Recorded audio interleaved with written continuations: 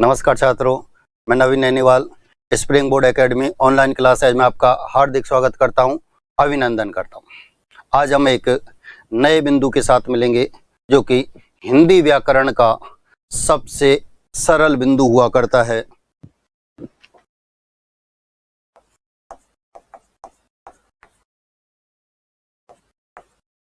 उपसर्ग। हिंदी व्याकरण का सबसे सरल बिंदु होता है उपसर्ग।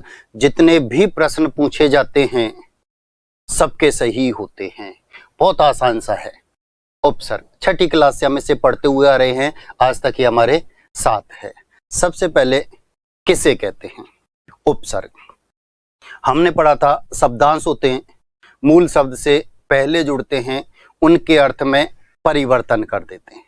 छठी क्लास से हम ये परिभाषा पढ़ते हुए आ रहे हैं। शब्दांश हैं, मूल शब्द के पहले जुड़ेंगे, उनके अर्थ में परिवर्तन करेंगे। ये परिभाषा पर्याप्त नहीं हुआ करती थी। परिभाषा में कुछ और भी है जो हमसे छूट जाता है।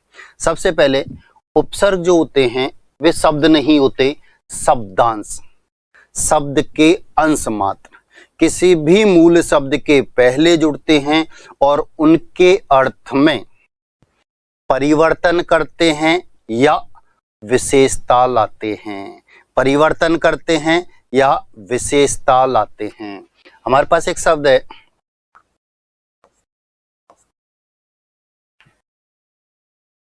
जय, अर्थ होता है जीतना।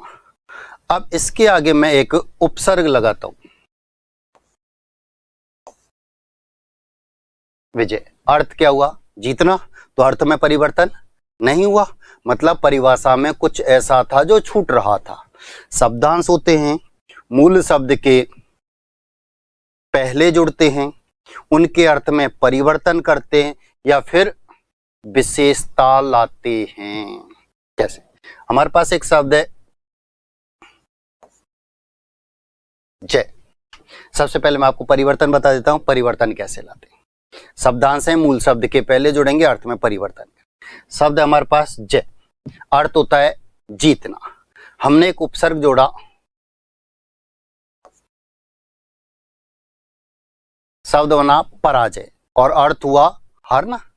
तो मूल शब्द से पहले जुड़ा और अर्थ में परिवर्तन हुआ। अब हमारे पास शब्द है जय, दूसरा जुड़ा विजय, अर्थ वही रहा लेकिन उसमें विशेषता आ गई। उसमें क्या हुई? विशेषता। देखो, ये एक विद्यालय है और विद्यालय में भी प्रार्थना स्थल।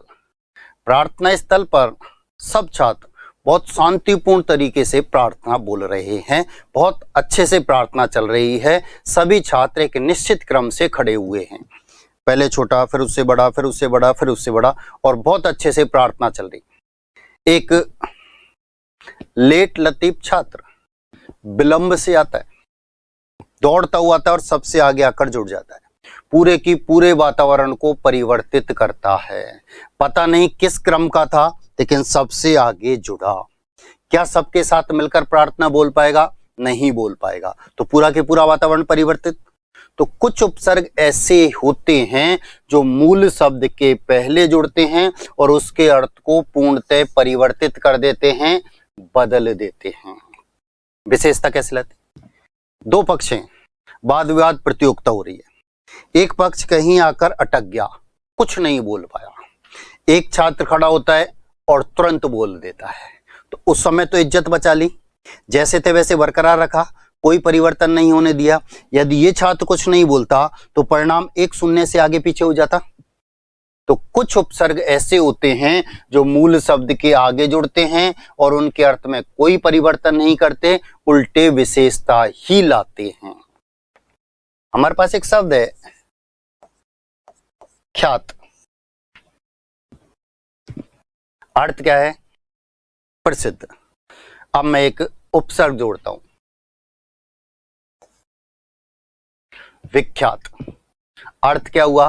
प्रसिद्ध। एक उपसर्ग और जोड़ देता हूं कुख्यात। अर्थ क्या हुआ? प्रसिद्ध। जबकि प्रसिद्ध तो इसका ही अर्थ है ख्यात, प्रसिद्ध। विख्यात अच्छे कार्यों के लिए प्रसिद्ध, कुख्यात बुरे कार्यों के लिए प्रसिद्ध है। तो प्रसिद्ध। हिंदी में कहावत है कि बदनाम होंगे तो क्या नाम नहीं होगा? नाम तो तब भी होगा, जबकि देखो अर्थ प्रसिद्धि है, ख्यात प्रसिद्ध, विख्यात अच्छे कार्यों के लिए प्रसिद्ध और कुख्यात बुरे कार्यों के लिए प्रसिद्ध, तो है तो प्रसिद्ध, तो विशेषताएं आई, विशेषताएं आई अच्छी और बुरी। तो मूल शब्द के आगे जुड़ते हैं, पहले जुड़ते हैं, उनके अर्थ में परिवर्तन करते हैं या फिर विशेषता लाते हैं। तो सबसे पहले उपसर्ग की परिभाषा, शब्दांश हैं, मूल शब्द के पहले जुड़ेंगे, उनके अर्थ में परिवर्तन करेंगे या फिर विशेषता लाएंगे। उपसर्ग वे शब्दांश, शब्दांश शब्द के अंश मात्र जो मूल शब्द के पहले जुड़ते हैं, उनके अर्थ में परिवर्तन करते हैं या फिर विशेषता लाते हैं, उन्हें उपसर्ग कहते हैं, याद रखना। ठीक है, अब प्रश्न कैसे पूछे जाते हैं ये हम चर्चा करते हैं। हमारे यदि सिलेबस की बात करें तो दो तरह के प्रश्न हमारे सामने देखने को मिलते हैं। पहला तरीका पूरा पद लिख कर देता है और उपसर्ग अलग करवाता है कि इसमें किस उपसर्ग का प्रयोग हुआ है, वह पृथक कीजिए, अलग कीजिए। दूसरा तरीका उपसर्ग लिख कर देता है और उससे बनने वाले पद यानी उदाहरण लिखवाता है, 2, 4 जितने भी। ठीक है, तो दो तरह से प्रश्न हमारे सामने, पूरा पद लिख कर देगा, उपसर्ग अलग करवाएगा, दूसरा उपसर्ग लिख कर देगा और पद लिखवाएगा। ठीक है, दो तरीके। अब हमारे सामने प्रश्न कैसे आते हैं इन सब की हम चर्चा कर लेते हैं। पहला तरीका प्रश्न पूछने का, पूरा पद लिख कर देगा और उसमें से उपसर्ग अलग करवाएगा।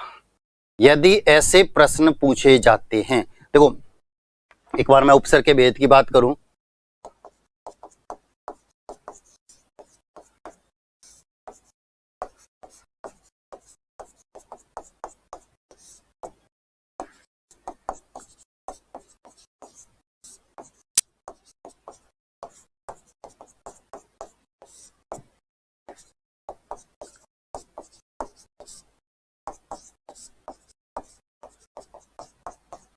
तीन भेद होते हैं, संस्कृत के उपसर्ग, हिंदी के उपसर्ग और विदेशी उपसर्ग, तीन हुआ करते हैं।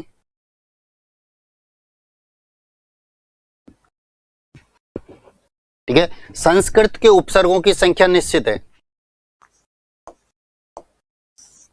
22 होती है। संस्कृत के उपसर्गों की संख्या निश्चित है कि ये 22 होती है।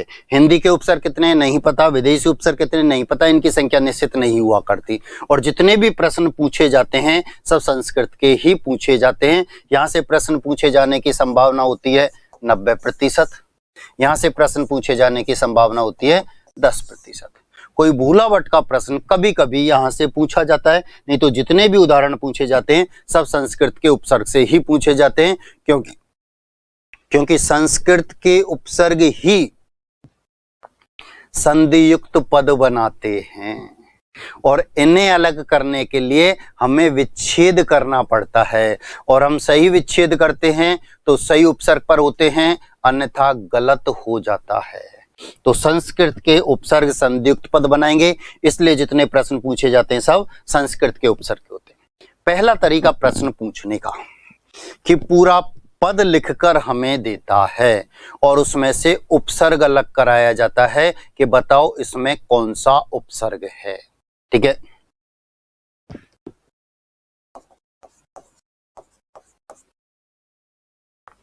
हमारे सामने शब्द लिखा अत्यंत, प्रश्न उपसर्ग अलग कीजिए।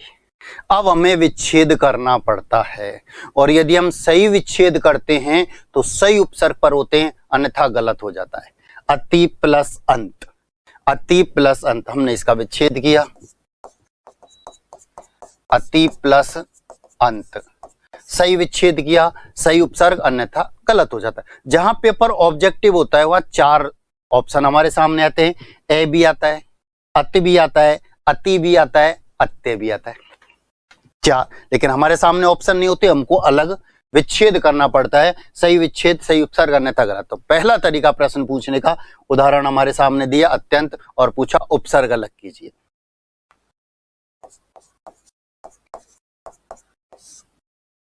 प्रत्याशा, अविच्छेद करते, प्रति प्लस आशा, सही विच्छेद, सही उपसर्ग, अन्यथा गलत।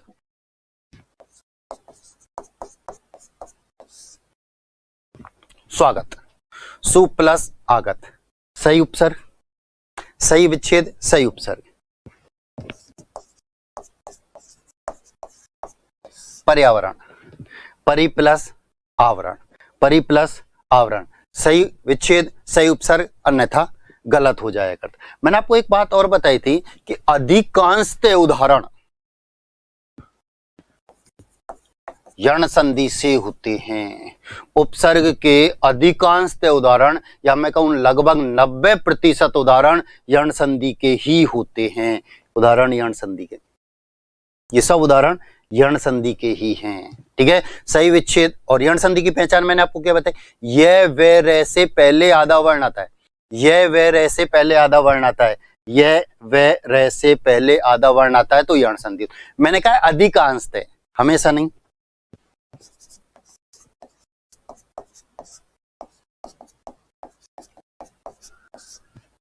व्यंजन संधि के भी उदाहरण है, उत प्लस आर सम प्लस सार, व्यंजन संधि के, लेकिन अधिकांशतः उदाहरण जो होते हैं वो यण संधि से ही होते हैं।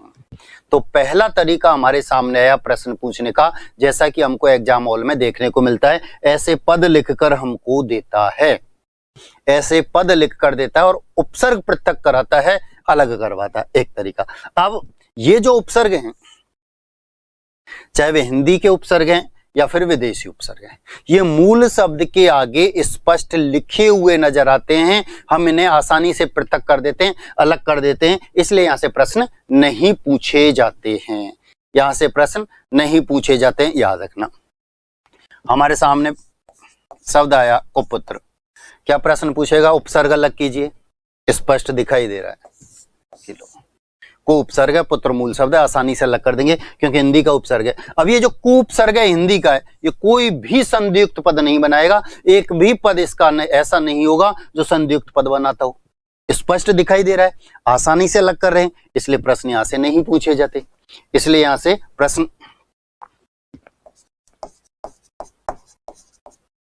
हमारे सामने शब्द है हर रोज, प्रश्न था उपसर्ग अलग कीजिए, आसानी से अलग कर देंगे, हर उपसर्ग है, रोज मूल शब्द है, विदेशी उपसर्ग है, आसानी से अलग हो रहा है, तो इसलिए यहां से प्रश्न पूछने की संभावना बहुत कम होती है, यहां से प्रश्न पूछने की संभावना बहुत अधिक होती है, क्योंकि इन्हें अलग करने के लिए हमें विच्छेद करना पड़ता है, सही विच्छेद करते हैं, सही उपसर्ग होता है, अन्यथा गलत। तो पहला तरीका प्रश्न पूछने का, पूरा पद हमारे सामने दिया और उपसर्ग अलग करवाया, ठीक। दूसरा तरीका प्रश्न पूछने का, ध्यान देना, जब वह प्रश्न हिंदी के उपसर्ग या विदेशी उपसर्ग से पूछता है तब हमारे सामने प्रश्न कैसे आता है। पहले मैं ऑब्जेक्टिव बताता हूं, फिर हम चर्चा करेंगे हमारे सामने कैसे आता है। प्रश्न है,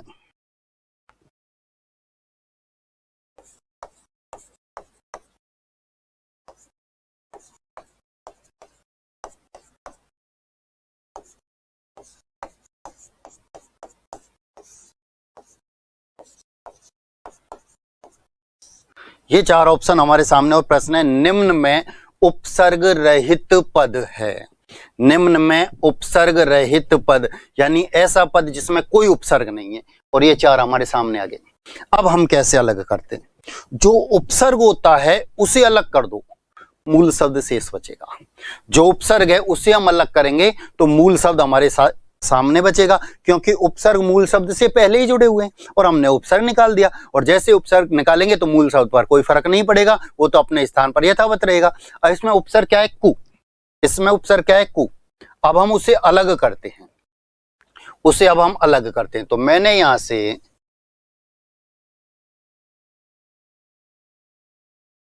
को उपसर्ग अलग किया, और जैसे उपसर्ग अलग किया तो मूल शब्द यथावत रहना चाहिए, पुत्र, ख्यात, रीति, सल। अब देखो, पुत्र भी शब्द होता है, ख्यात भी शब्द होता है, रीति भी शब्द है, सल कोई शब्द है क्या, नहीं है, और जैसे ही हमने उपसर्ग अलग किया तो मूल शब्द नष्ट हो गया, और जैसे ही हम उपसर्ग को अलग करते हैं और मूल शब्द नष्ट हो जाता है तो फिर वह उपसर्ग का काम नहीं करता है, वह अपने आप में ही मूल शब्द होता है, याद रखना। जैसे ही हमने उपसर्ग को अलग किया, मूल शब्द नष्ट हो गया, तो फिर वह उपसर्ग का काम नहीं करेगा, क्योंकि वह अपने आप में फिर मूल शब्द होता है। यहाँ कुशल अपने आप में मूल शब्द है, अलग से ये इसमें उपसर्ग नहीं लगा हुआ है। ठीक है, अब ये हमारे सामने कैसे आता है? मैंने बताया कि हमसे प्रश्न दो तरह से पूछा जाएगा। एक तो पूरा पहला तरीका मैंने बताया, पूरा पद लिख कर दिया और उपसर्ग अलग करवाया। दूसरा, उपसर्ग का नाम लिख कर देगा और उदाहरण लिखवाएगा। अब हमारे सामने प्रश्न आता है कि कु उपसर्ग के योग से बनने वाले 4 उदाहरण लिखिए। कु उपसर्ग के योग से बनने वाले 4 उदाहरण लिखिए। अब हम क्या करते हैं, धारा प्रवाह में लिख गए चारों, कुपुत्र, कुख्यात, कुरीति, कुशल, और प्रसन्नचित्त मुद्रा में भराए, सही कर कराए। जबकि ये नहीं पता चला हमें कि एक उदाहरण गलत भी लिख कर आ गए, क्योंकि कुशल ऐसा उदाहरण है जिसमें कोई उपसर्ग नहीं होता, वो अपने आप में मूल शब्द होता है, और हम धारा प्रवाह में लिख कर आए और सही कर आए, गलत हो गया जबकि। ठीक है, तो ये दूसरा तरीका प्रश्न पूछने का, कि उपसर्ग के नाम लिख कर देगा, ठीक है, और फिर हमसे पद लिखवाएगा, और हम धारा प्रवाह में ये गलती कर जाया करते हैं। आप याद रखना, यदि ऐसा प्रश्न हमारे सामने आता है तो आपने जिस उपसर्ग के उदाहरण लिखे उसको उठाने के बाद मूल शब्द आपके सामने बचा भी है या नहीं, एक बार इसका आकलन जरूर करना। ठीक है, तो ये दूसरा तरीका था प्रश्न पूछने का। इस दूसरे तरीके से एक निष्कर्ष, एक बात हमारे सामने आई, क्या कि जैसे ही हम उपसर्ग को अलग करते हैं और मूल शब्द नष्ट हो जाता है, तो फिर वह उपसर्ग का काम नहीं करता, वह अपने आप में ही मूल शब्द होता है, विशेष तौर पर याद रखना। ठीक, तो ये दूसरा तरीका प्रश्न पूछने का। तीसरा तरीका प्रश्न पूछने का, जैसा कि मैंने आपको बताया कि उपसर्ग का तो नाम देगा और बनने वाले उदाहरण पूछा जाएगा, यही तरीका रहेगा कोई से भी। अब ये दूसरा जो तरीका है प्रश्न पूछने का, इसमें वह हिंदी के और विदेशी उपसर्ग आपको दे सकता है कि इससे बनने वाले पद लिखिए, इससे बनने वाले पद लिखिए, तो आप कोई से भी पद लिख देंगे। लेकिन जब आपसे उपसर्ग अलग करवाएगा, पूरा पद लिख कर देगा और उपसर्ग अलग करवाएगा, तब वह हिंदी के उदाहरण नहीं देगा, वह विदेशी उदाहरण नहीं देगा, तब संस्कृत के ही उदाहरण होंगे, जिन्हें पृथक करने के लिए आपको विच्छेद करना ही पड़ेगा, और आप सही विच्छेद करेंगे तो सही उपसर्ग होगा, अन्यथा गलत हो जाएगा। ठीक, अब मैं आपको एक बहुत सामान्य सा तरीका और बताता हूं, चौथा तरीका, जो कि पहले तरीका का ही एक भाग है। हमारे सामने पहले तरीके में प्रश्न क्या होता है कि उपसर्ग अलग कीजिए, वह सिर्फ इतना। अब तक के जितने भी पेपर हुए हैं उसमें उसने सिर्फ यही लिखा है कि उपसर्ग अलग कीजिए। ठीक है, अब आगे इस प्रश्न को वो बढ़ा भी सकता है कि उपसर्ग और मूल शब्द अलग कीजिए, अब वो ये भी लिख सकता है उपसर्ग और मूल शब्द अलग कीजिए। अब हमारे सामने मैं चौथा तरीका आपको बता दूं कि पहले ऑब्जेक्टिव, फिर उसके बाद हम चर्चा करते हैं हमारे सामने कैसे आएगा। प्रश्न हमसे पूछा जाता है, ये उदाहरण लिखे हुए ए बी सी और डी, ये आ गया। हमारे सामने प्रश्न क्या आता है कि वह पद जिसमें एक से अधिक उपसर्ग का प्रयोग हुआ है, वह पद जिसमें 2 उपसर्ग का प्रयोग हुआ है, या तो सीधा सीधा लिखे कि वह पद जिसमें 2 उपसर्ग का प्रयोग हुआ है, या लिखे वह पद जिसमें 1 से अधिक उपसर्ग का प्रयोग हुआ है। अब ये हमारे सामने शब्द आ गए। ठीक है, अब हमारे सामने शब्द कैसे आया, जहां हमारा पेपर लिखित हुआ करता है वहां हमारे सामने शब्द आ गया पर्यावरण। प्रश्न क्या है, उपसर्ग अलग कीजिए। प्रश्न क्या है, उपसर्ग अलग कीजिए।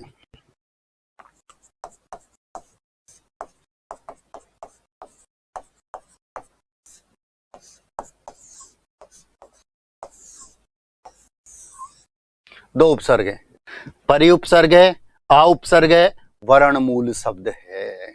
उसने प्रश्न क्या लिखा था कि उपसर्ग अलग कीजिए, और हम क्या गलती करते हैं,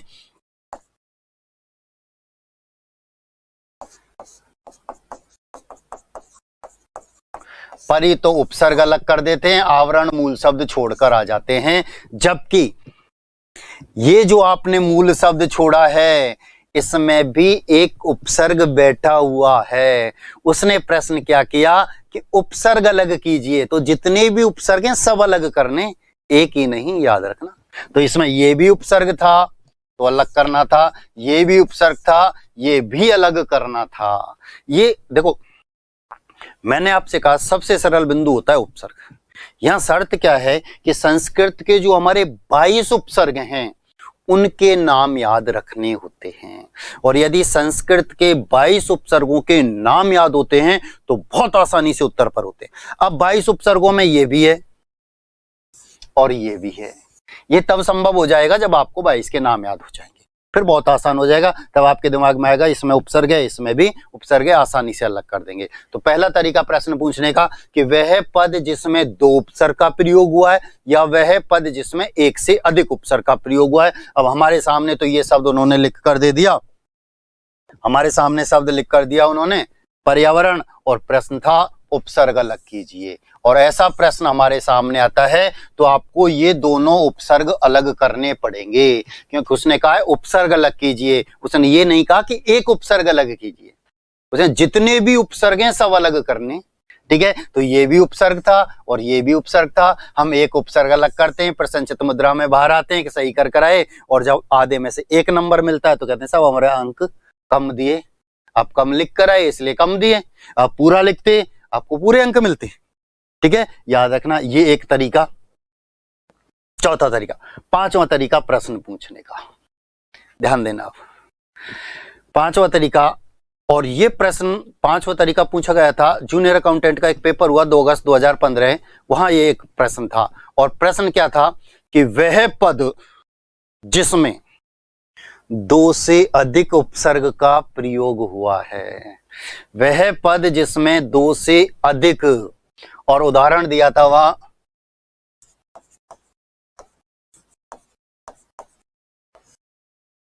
दुर्व्यवहार, उदाहरण था वहां दुर्व्यवहार।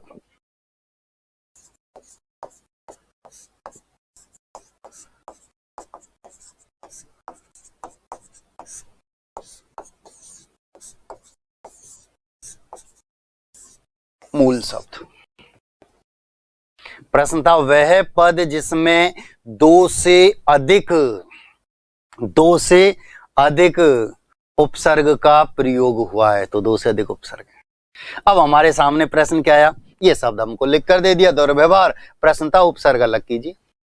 प्रश्न क्या था, उपसर्ग अलग कीजिए। हम क्या गलती करते हैं,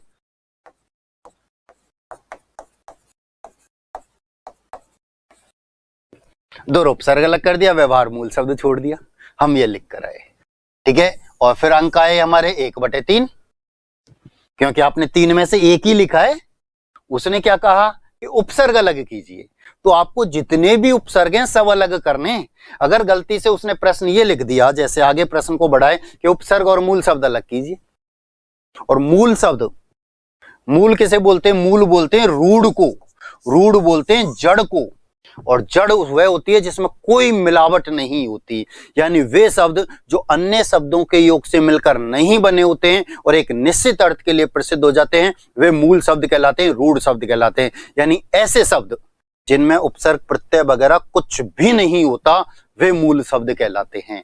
अब प्रश्न क्या था, उपसर्ग और मूल शब्द अलग कीजिए, उपसर्ग और मूल शब्द। अब देखो हमारे दिमाग में प्रश्न ये है कि साहब उपसर्ग के प्रश्न पूछे जाएंगे, हम आसानी से अलग करके आएंगे, लेकिन आगे ये याद रखना, 1 भी उपसर्ग हो सकता है, 2 भी हो सकते हैं, और 3 भी हो सकते हैं, 3 भी हो सकते हैं। ये प्रश्न 2011 में पूछा गया था, यही प्रश्न लौट कर आया 2018 सब इंस्पेक्टर में, और वहां जो उदाहरण था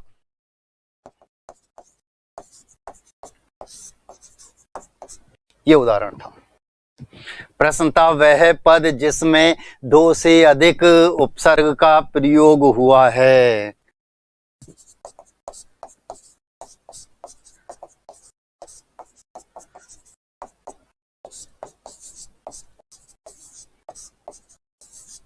मूल शब्द, ये उपसर्ग हैं ए, वी, अव और स्था, जिसका अर्थ होता है स्थित, ये हमारा क्या है, मूल शब्द। 2011 2018 7 साल बाद उदाहरण दोबारा लौट कर आ गया। अब 7 साल पहले इन छात्रों ने जो पेपर दिया 2018 में, इस कंपटीशन में नहीं थे, 2011 वाले कंपटीशन में नहीं थे। तो इनके लिए प्रश्न कैसा हुआ, नया प्रश्न आया है, नया प्रश्न। ऐसा कंपटीशन कितना बढ़ गया, कुछ नहीं बढ़ा। हिंदी के प्रश्न बार बार हर बार घूमते रहते, हर बार घूमते रहते हैं। छोटे से छोटे कंपटीशन का प्रश्न बड़े से बड़े कंपटीशन में पहुंच जाया करता है। ये उदाहरण पटवारी, ग्राम सेवक सब में पूछे जा चुके हैं, आरएस आरजेएस सब में पूछे जा चुके हैं। अब आरएस की जो तैयारी कर रहा होता है वो पटवारी के पिछले पेपर उठाकर थोड़ी देखेगा, उसके लिए तो नया लगा। पटवारी के जो तैयारी कर रहा है वो आरएस का पेपर थोड़ी देखेगा, मैं आरएस तक क्यों जाऊं, मुझे तो पटवारी पास करना है। तो वैसे उदाहरण देखते, ये गलती होती है कि जबकि हिंदी के जो प्रश्न होते हैं अधिकांशतः वे घूमते रहते हैं। अधिकांश देखो, एक पेपर होता है आईएन का पेपर, आईएन का एक पेपर होता है, उसमें हिंदी आती है, उसका सिलेबस और आरएस मेंस का सिलेबस हिंदी का सेम है।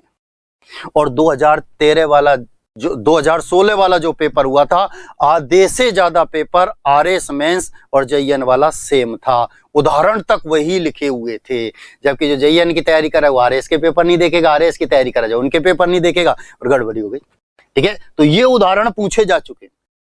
ऐसे प्रश्न भी हमारे सामने, देखो अब हमारी जानकारी में क्या आ गया कि सब एक ही नहीं, दो भी पूछ सकता है, दो भी नहीं तीन भी पूछ सकता है। हम एक बस जिसमें सफर कर रहे हैं, आराम से बैठे हुए, कान में लीड लगी हुई है, म्यूजिक चल रहा है, चल रहे हैं, ब्रेक एकदम ब्रेक लगा, बस ने ब्रेक लगे और एकदम हम आगे आ गए, कोई बात नहीं, सिर्फ थोड़ी सी लगी, चल दिए। अगले दिन फिर उसी जगह पर आकर ब्रेक लगा, फिर आ गए। तीसरे दिन तो सतर्क हो गए कि नहीं यहाँ आकर ब्रेक है यहाँ, और ब्रेक गाड़ी ब्रेक लगाती है और हम आगे आते हैं, लग जाती है। अब वही स्थिति हमारे, अब हम पेपर दे चुके, अब हमें ये पता चल चुका है कि एक ही नहीं साहब दो भी पूछ सकता है, दो भी नहीं तीन भी पूछ सकता, तो हम तैयार होते हैं। तो पूछ, हम तैयार हैं, क्योंकि अब ये हमारी जानकारी में है कि एक से अधिक, दो से अधिक उपसर्ग भी पूछे जा सकते हैं। ये हमारा पांचवा तरीका था प्रश्न पूछने का। पहले ऐसे प्रश्न पूछे जा चुके हैं, आगे भी संभावना बहुत अधिक होती है, और हमारे लिए तो बहुत ज्यादा होती है, क्योंकि हमारे सामने प्रश्न क्या होता है, पद लिख कर देता है और कहता है उपसर्ग अलग कीजिए। उसने सिर्फ इतना से लिखा उपसर्ग। अब जितने उपसर्ग हैं सब आपको अलग करने पड़ेंगे, नहीं किए हम क्या गलती करते हैं यहां पर,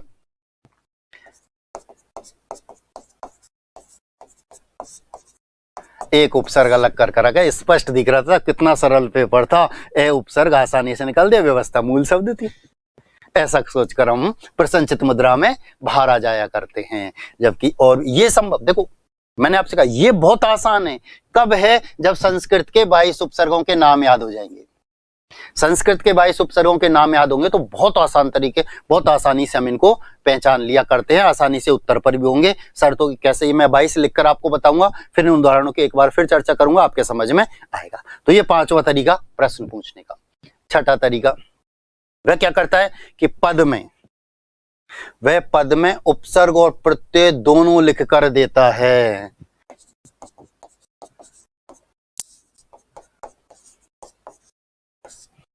रीट 2015 में यह उदाहरण पूछा गया था, और प्रश्न क्या था कि वह पद जिसमें उपसर्ग और प्रत्यय दोनों का प्रयोग हुआ है, वह पद जिसमें उपसर्ग और प्रत्यय दोनों का प्रयोग हुआ है। तो ए उपसर्ग, स्वभाव मूल शब्द और एक प्रत्यय, ये हमारे सामने मूल शब्द आ गया निकलकर। तो वह पद, अब हमारे सामने प्रश्न क्या, मैंने कहा अभी तक जो प्रश्न पूछे गए उपसर्ग प्रत्यय के, उनमें सिर्फ ये लिख कर देता है कि उपसर्ग अलग कीजिए और प्रत्यय अलग कीजिए, उपसर्ग अलग कीजिए और प्रत्यय अलग कीजिए। हमारे सामने आ गया प्रत्यय अलग कीजिए, तो हम एक प्रत्यय निकाल कर आ जाएंगे, बाकी का क्या बचा हमें कोई लेना देना नहीं, क्योंकि हमें लिखना ही नहीं। हमसे क्या मांगा था उसने, प्रत्यय, हमने अलग कर दिया। हमसे क्या मांगा, उपसर्ग, तो हमने अलग कर दिया। लेकिन यदि गलती से प्रश्न में लिख दिया कि उपसर्ग और मूल शब्द अलग कीजिए, प्रत्यय और मूल शब्द अलग कीजिए, तब आपको मूल शब्द में भी पहुंचना पड़ेगा, तब आपको मूल शब्द में भी पहुंचना पड़ेगा, याद रखना। और मूल शब्द में पहुंचने के लिए आपको उपसर्ग और प्रत्यय दोनों अलग करने पड़ेंगे, तब आप मूल शब्द लिख पाओगे। ठीक है, तो ये भी तरीका था, छठा तरीका। ऐसे भी प्रश्न हमारे सामने आ जाया करते हैं। ठीक, अब ऐसे प्रश्न अधिकांशतः उपसर्ग और प्रत्यय दोनों को मिलाकर वह हमारे सामने रख सकता है। ऐसे प्रश्न भी हमारे सामने आ सकते हैं। एक नए तरीके के प्रश्न और आ रहे हैं आजकल, और वो तरीका क्या है कि पूरा पद लिख कर देता है और फिर प्रश्न आता है कि किस पद में सबसे अधिक उपसर्गों का प्रयोग हुआ है, जहां पेपर ऑब्जेक्टिव होता है। ठीक है, 2019 में जो पेपर हुआ था आरजेएस का, उसमें ऐसे उदाहरण थे कि किस पद में, तो एक उदाहरण ऐसा देगा जिसमें एक ही उपसर्ग होगा, अगला ऐसा देगा जिसमें दो ही होंगे, अगला ऐसा देगा जिसमें तीन होंगे, अगला ऐसा देगा जिसमें एक ही भी उपसर्ग नहीं होगा। और उसका प्रश्न क्या था कि वह पद जिसमें सबसे अधिक उपसर्गों का प्रयोग हुआ है। अब इस प्रश्न को उल्टा भी कर सकता है कि वह पद जिसमें सबसे कम उपसर्गों का प्रयोग हुआ है, तो आगे भी और दोनों तरह से। तो हमारा काम यहाँ क्या बचता है कि पद के अंतर्गत जितने भी उपसर्ग हैं हमको तो सब अलग ही करने हैं। अब चाहे वह उपसर्ग है, चाहे वह प्रत्यय है, चाहे वह उपसर्ग है, चाहे वह प्रत्यय। अब हमारे सामने शब्द आया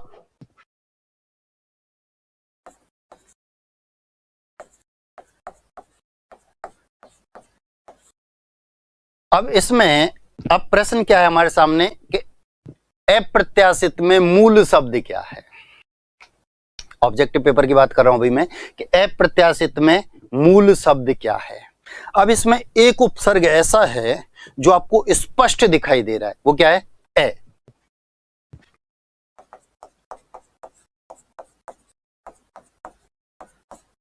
और ये जो ए उपसर्ग है ये हिंदी का उपसर्ग है। ए जो उपसर्ग है ये हिंदी का उपसर्ग, और मैंने कहा हिंदी के उपसर्ग और विदेशी उपसर्ग मूल शब्द के आगे स्पष्ट लिखे हुए नजर आते हैं, कोई भी इन्हें आसानी से पृथक करता है, तो आपने भी पृथक कर दिया। अब हमारे सामने शब्द क्या बचा? प्रत्याशित। हमारे सामने शब्द क्या बचा? प्रत्याशित। ठीक है, अब मैंने कहा अधिकांशतः उदाहरण यण संधि के होते हैं, और यण संधि की पहचान क्या है कि यह व रे से पहले आधा वर्ण आता है। अब बताओ यह से पहले आधा वर्ण है या नहीं? यह से पहले आधा वर्ण है तो यण संधि है। और यण संधि में मैंने विच्छेद का तरीका बताया था, ये और वह में जो भी स्वर है उसे उठाओ और अलग हो जाओ। ये और वह में जो भी स्वर है, तो यह में स्वर क्या है, कौन सी मात्रा है? आ, तो आ की मात्रा है, तो आ को लेकर हम हो गए अलग। यह में आ की मात्रा थी, उसके बाद जो कुछ बचा था सबको लेकर अलग हो गए। और ये हमने किसके स्थान पर लिखा? ई के स्थान पर। तो जो आधा वर्ण है उसमें ई की मात्रा लगाओ। अब आधा वर्ण क्या है हमारे पास? तय, तो तय में ई की मात्रा लगाओ। ये हमारा दूसरा उपसर्ग निकल कर आ गया। अब हमारे सामने शब्द क्या बचा? आश्रित। तो आश्रित मूल शब्द है क्या? नहीं। इसमें जितने उपसर्ग थे हमने अलग किए, अब इसमें हमको प्रत्यय अलग करना है। तो प्रत्यय हमारा अलग होता है। आशा तो होता है मूल शब्द और इत होता है प्रत्यय। ठीक है, मैंने आपको एक बात पहले दिन से ही बताई थी, ये याद रखना कि उपसर्ग में संधि के सभी नियम काम करते हैं, प्रत्यय में संधि का कोई भी नियम काम नहीं करता है।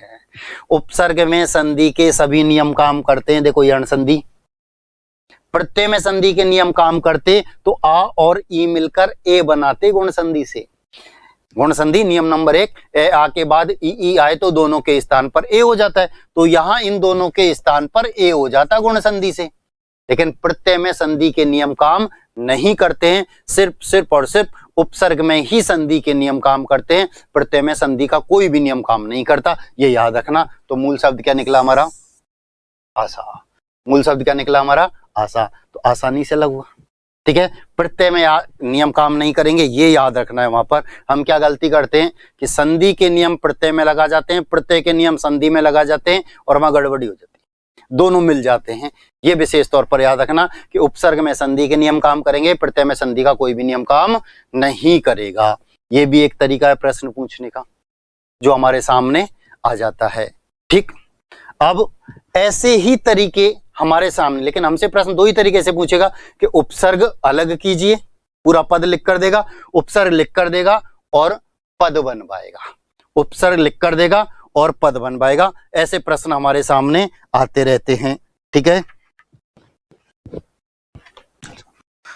अब ये तरीके हमारे सामने। अब मैंने आपसे कहा कि संस्कृत के उपसर्ग,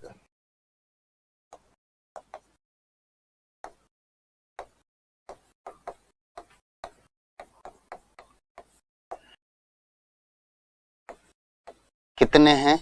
22। अब हमें संस्कृत के 22 उपसर्गों के नाम याद रखने होते हैं।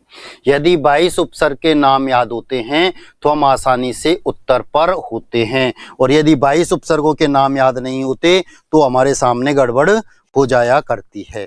ठीक है, ये विशेष तौर पर आपको याद रखने थे उपसर्ग। अब मैं 22 के नाम आपको एक बार बता देता हूं, फिर हम इनकी चर्चा करेंगे।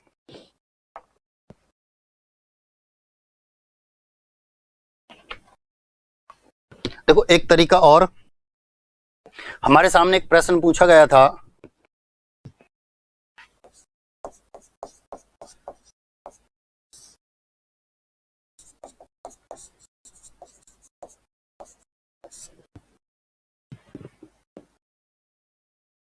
प्रश्न क्या था कि किस दो, वहां 4 ऑप्शन थे, मैं 2 की चर्चा कर रहा हूं, ए और बी, ये 2 ऑप्शन थे। प्रश्न क्या था कि किस पद में उपसर्ग संबंधी अशुद्धि है, किस पद में उपसर्ग संबंधी अशुद्धि है, और ये 2 उदाहरण आपके सामने, और उत्तर होता है, देखो, अधि उपसर्ग है और आत्ममूल शब्द है, अधि उपसर्ग है, आत्ममूल शब्द है। अब आप मुझे बताओ, अधि का अंतिम वर्ण क्या है? ई, और जैसे हम ई को अलग करेंगे ध्यान हो जाएगा। अब ई के स्थान पर क्या लिखेंगे? ये, सामने जो भी स्वर है उसकी मात्रा, सामने स्वर क्या है? आ, तो आ की मात्रा और जो कुछ बचा, शब्द बनता है अध्यात्म। आध्यात्म कोई शब्द नहीं होता। अब हम सब ने उत्तर लिखा ये, जो कि गलत था, क्योंकि ये तो वर्तनी के अनुसार अशुद्ध लिखा है, ये तो मात्रा संबंधी अशुद्धि है। उसका प्रश्न क्या था कि वह पद जिसमें उपसर्ग संबंधी अशुद्धि है, ये तो शुद्ध लिखा जाता है ये, इसमें तो मात्रा संबंधी वर्तनी संबंधी अशुद्धि थी, इसमें उपसर्ग संबंधी अशुद्धि थी। उसका प्रश्न क्या था कि वह पद, देखो क्या होता है एग्जाम हॉल में भी हम ये गलती करते हैं कि प्रश्न जो पूछा है वो तो हम लिखते नहीं, हमको जो आता है वो लिख कर आ जाते हैं, ये गड़बड़ होती है। हमको पता साहब ये शुद्ध अशुद्ध लिखा हुआ है तो हम तो यही लिख कर आएंगे। अरे प्रश्न था वह पद जिसमें उपसर्ग संबंधी अशुद्धि है, और कितनी अशुद्धि है मुझे इनसे कोई लेना देना नहीं, मुझे तो मेरे काम की चीज बता दो कि इसमें उपसर्ग संबंधी अशुद्धि चारों में से किस में है। तो आध्यात्म शब्द वहां था, क्योंकि ये आध्यात्म अधि प्लस आत्म, इसमें हम एक प्रत्यय जोड़ते हैं तब आध्यात्मिक बनता है, अलग से आध्यात्म शब्द नहीं हुआ करता है। ये विशेष तौर पर आप याद रखना। ठीक है, अब हम चर्चा कर रहे थे संस्कृत के उपसर्गों की।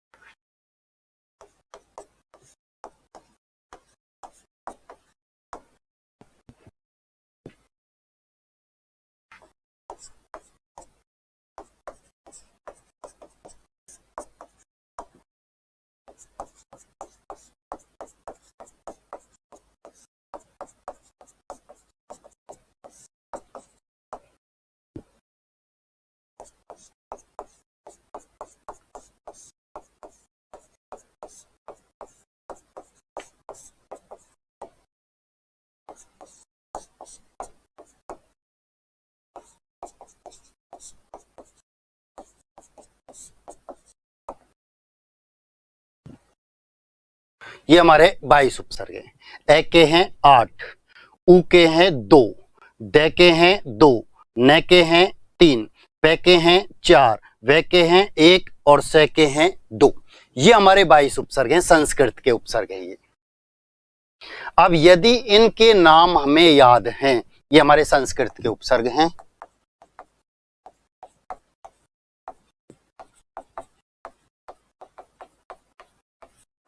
मैंने आपसे कहा यदि हमें संस्कृत के 22 उपसर्गों के नाम याद हैं तो कितना भी कठिन पद हमारे सामने आए हम हर बार सही उत्तर पर होते हैं। कैसे? ध्यान देना, अभी हमने एक शब्द खोला था,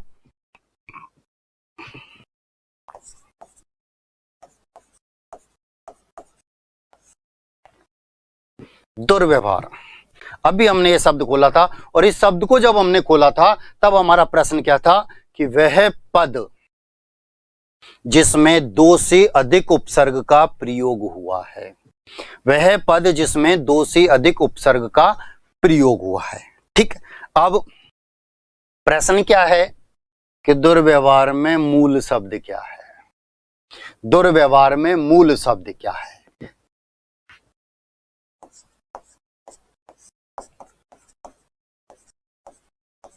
सबसे पहले हम ये लिख कर आते हैं, सबसे पहले हम ये लिख कर आते हैं। आप मुझे सिर्फ इतना सा बताओ, एक उपसर्ग हमने अलग किया दुर, क्या 22 में कोई एक है? 22 में से कोई एक है या नहीं? सिर्फ इतना सा आप बताएंगे। है? ये देखो, ये आप तब बता पाएंगे जब आपको 22 के नाम याद होंगे। ए के कितने? 8, ऊ के कितने? 2, द के कितने? 2, न के कितने? 3, प के कितने? 4, व के कितने? 1, स के कितने? 2। ये 22 नाम। अब हमको दुर उपसर्ग 22 में से एक मिला। ठीक है, यदि हमको 22 के नाम याद नहीं होंगे तो हम क्या गलती कर जाते हैं, यहां इसको ऐसे भी लिख जाते हैं,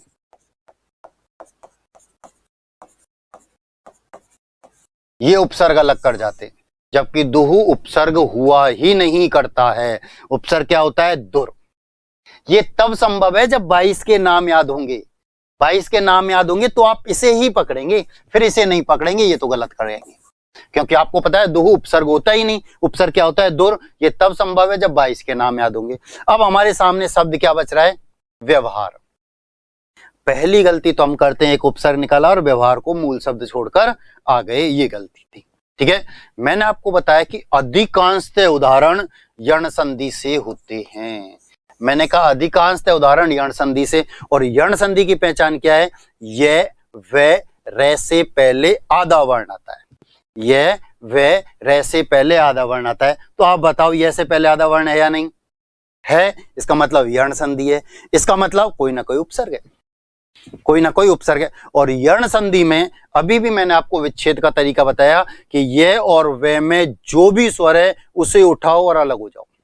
ये और वे में जो भी स्वर नजर आता है उसे उठाओ और अलग हो जाओ। अब बताओ, ये में कोई मात्रा है क्या? नहीं है। तो कौन सा स्वर है जिसकी मात्रा नहीं होती? है। मैंने आपको बताया एक स्वर ऐसा भी है जिसकी कोई मात्रा नहीं होती, अंत तक पीछा नहीं छोड़ता है। तो कोई मात्रा नहीं है तो इसका मतलब ए होगा।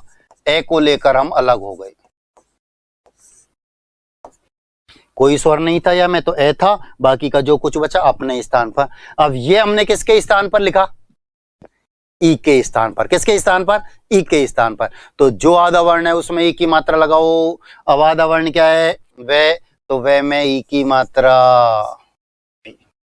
अब आप मुझे सिर्फ इतना सा बताओ, क्या 22 में कोई एक है? 22 में कोई एक है या नहीं है?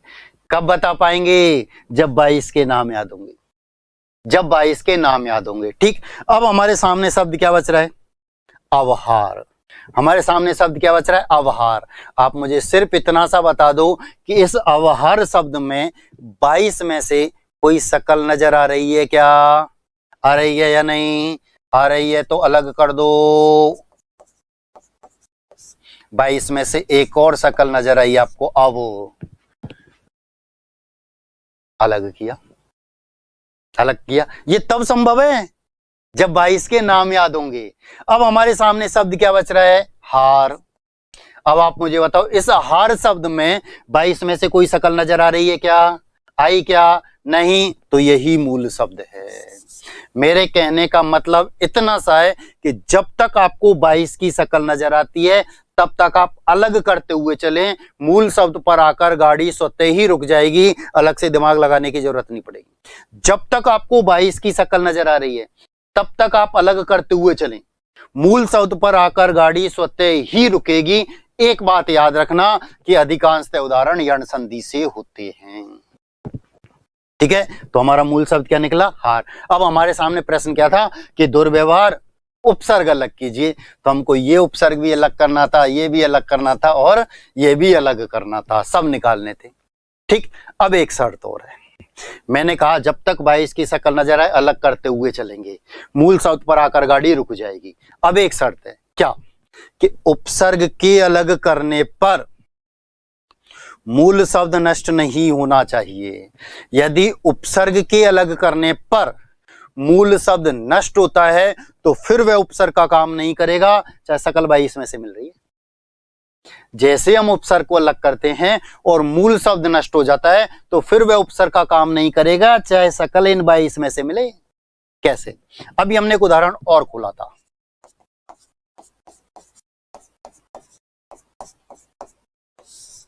अभी हमने एक उदाहरण ये भी खोला था, अप्रत्याशित। ठीक है, अब इसको हम अलग करेंगे तो इसमें एक उपसर्ग स्पष्ट दिखाई दे रहा है, इसे तो आसानी से अलग हम कर देंगे। आसानी से हमने अलग किया, ये सब ये एक उपसर्ग होता है, ये हिंदी का उपसर्ग है, इनमें है ही नहीं। हिंदी का उपसर्ग और विदेशी उपसर्ग तो मूल शब्द के आगे स्पष्ट लिखे हुए नजर आएंगे, कोई भी अलग करेगा, दिमाग लगाने की जरूरत ही नहीं पड़ेगी। अब हमारे सामने शब्द क्या बचा? प्रत्याशित। यह से पहले आधा वर्ण है और यह से पहले आधा वर्ण है तो यण संधि है। यण संधि है तो कोई ना कोई उपसर्ग है, और यण संधि में विच्छेद का तरीका भाई ये और वे में जो भी स्वर है उसे उठाओ, अलग हो जाओ। अब बताओ ये में स्वर क्या है, कौन सी मात्रा है? आ की मात्रा, तो आ को लेकर आप अलग हो गए।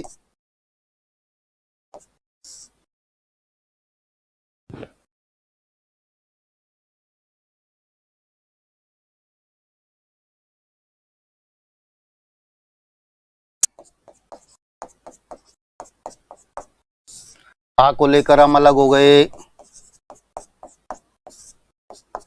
ये हमने किसके स्थान पर लिखा? ई के स्थान पर। तो जो आधा वर्ण उसमें ई की मात्रा लगाओ। आधा वर्ण क्या है? तय, तो तय में ई की मात्रा। प्रति प्लस आश्रित। अब बताओ क्या 22 में से कोई एक है या नहीं? ये अलग किया। अब हमारे सामने शब्द क्या बचा? आश्रित। शब्द क्या बचा? आश्रित। अब आप मुझे सिर्फ इतना बताओ, क्या 22 में से कोई शक्ल नजर आ रही है? आ रही है? नहीं आ रही है, ये देखो। और अलग नजर आ रही है तो आप इसे अलग ही कर दो।